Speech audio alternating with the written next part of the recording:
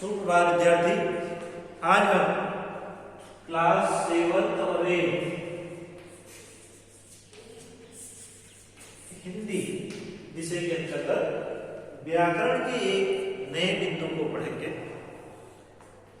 व्याकरण का वह बिंदु है वर्तनी एवं वाक्य अशुद्धियां, और इसी को 8th में जो है वाक्य संशोधन अशुद्धियां को वाक्य को संशोधन वाक्य अशुद्ध वाक्य को शुद्ध कीजिए, यह पूछा जाता है। तो दो प्रकार की अशुद्धियां भाषा में देखने को मिलती है विद्यार्थी। एक वर्तनी संबंधी अशुद्धियां। वर्तनी का अर्थ होता है सही स्पेलिंग।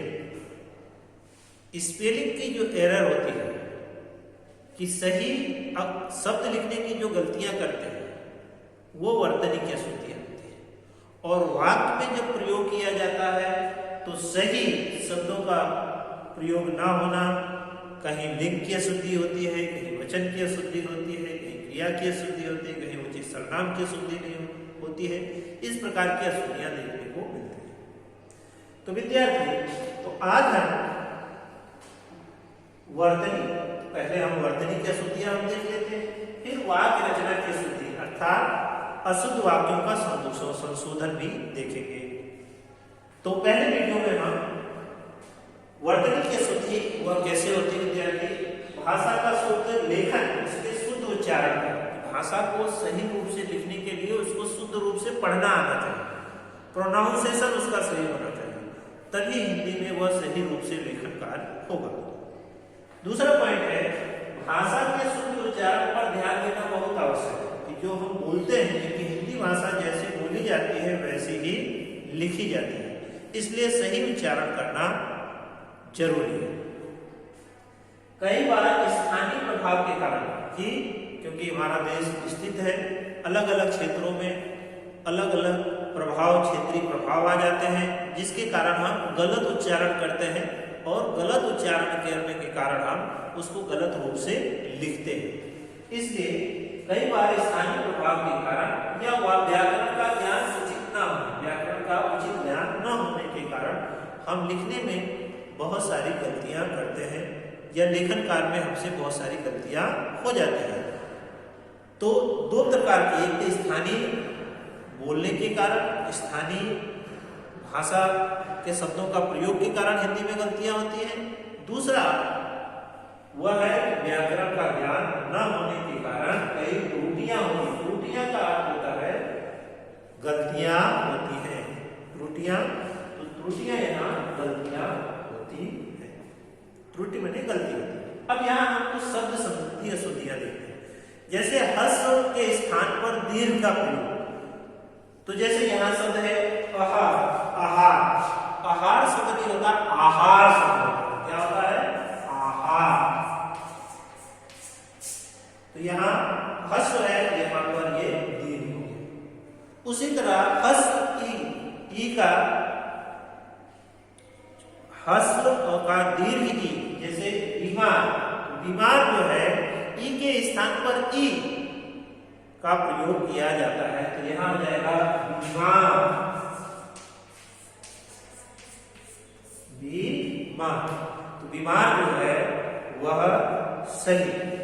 जैसे आपकी है पूर्ति, पूर्ति है में बड़ी की मात्रा, परंतु जब लिखेंगे वो है पूर्ति, तो ह्रस्व, तो यहाँ ई की ह्रस्व का दीर्घ भी गलतियां करते हैं और दीर्घ का ह्रस्व भी, इस प्रकार की गलतियां होती है। अगला है उसी तरह छोटा ऊ अर्थात ह्रस्व ऊ का दीर्घ ऊ में और दीर्घ ऊ का ह्रस्व ऊ में भी गलतियां हम लिखते समय करते हैं। जैसे मधु नहीं होता है, मधु, ऊ जोर से बोला है, मधु, क्या होता है?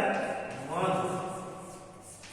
अब यहाँ देखिए सूर्य, सूर्य नहीं, सूर्य, तो यहाँ पर सू जो है वो बड़ा हो, दीर्घ ऊ का प्रयोग किया जाएगा। यहाँ इसी प्रकार आ में, ई में और ऊ में हर्ष और दीर्घ का सही उच्चारण के साथ उसका प्रयोग होना चाहिए।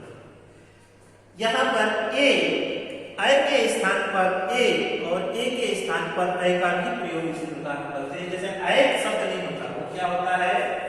एक शब्द। क्या होता है? एक शब्द का प्रयोग किया जाए। ऐनक, ऐनक शब्द नहीं होता, वो ऐनक शब्द होता है, तो वहां ऐनक शब्द का प्रयोग है। गुण, अब यहाँ पर जो नासिक व्यंजन है, जो पंचम वर्ण जो नाक से बोले जाते हैं, उन व्यंजनों का गुण शब्द नहीं होता। शब्द क्या होता है? गुण। क्या होता है? गुण।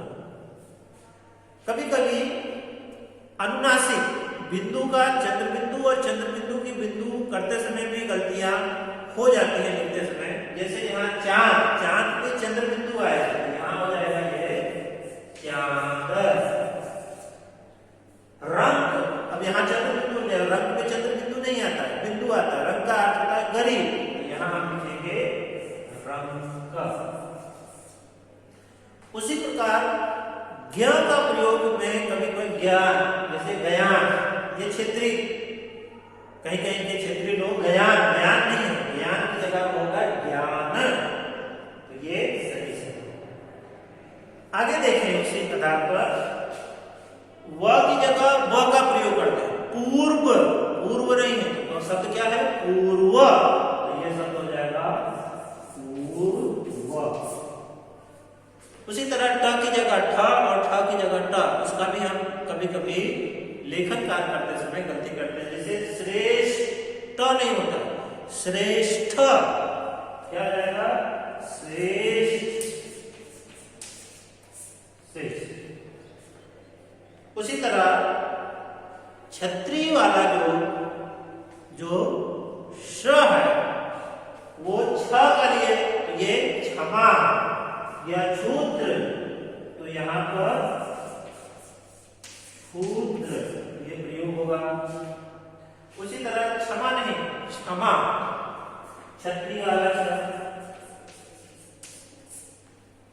उसी तरह र की अशुद्धियां, री की अशुद्धियां, जैसे कृपा नहीं, कृपा, री की अशुद्धि। उसी तरह र की अशुद्धि होता, अर्थ नहीं होता, अर्थ। तो ऐसे ही आपके पाठ्य पुस्तक में 7th में वर्तनी की अशुद्धि दी गई और वाक्य रचना की भी अशुद्धि दी गई है। तो इस वीडियो में हमने विद्यार्थी देखा कि कैसे वर्तनी की अशुद्धियां हम करते हैं, उसको हम सही ज्ञान कैसे सही उच्चारण करेंगे और सही ढंग से सुनेंगे तो, और सही ढंग से बोलेंगे तो वर्तनी की अशुद्धियां नहीं होंगी। तो इस वीडियो में हमने वर्तनी